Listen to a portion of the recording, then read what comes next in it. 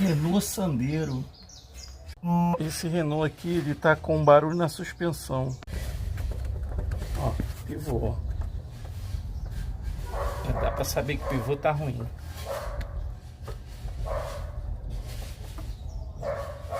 Esse lado aqui já não tem a folga, mas já começa a mostrar o barulho também.